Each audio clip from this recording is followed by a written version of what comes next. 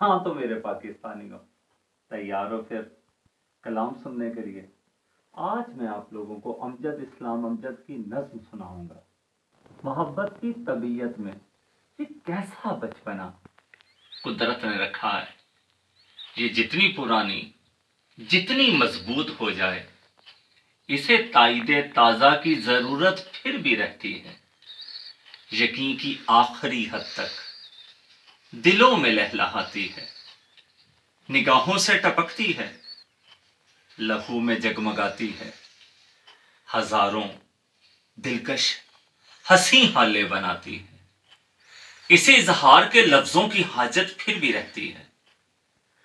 मोहब्बत मांगती है यूं गवाही अपने होने की, कि जैसे कोई तिफले सादा शाम को एक बीज बोए और शब में बारहा उठे, जमी को खोद कर देखे क्या पौधा कहां तक है।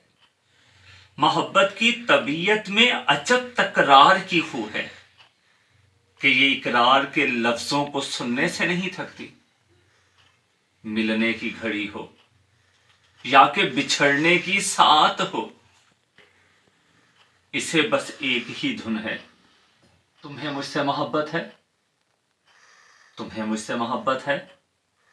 समंदर से कहीं गहरी, पहाड़ों की तरह कायम, हवाओं की तरह दायम, जमी से आसमां तक जिस कदर अच्छे मनाजिर हैं।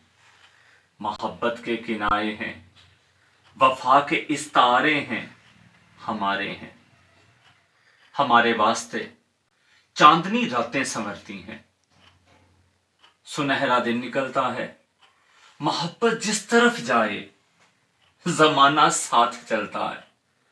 कुछ ऐसी बेयकीनी है वफा की सरजमीनों में, जो अहले मोहब्बत को सदा बेचैन रखती है।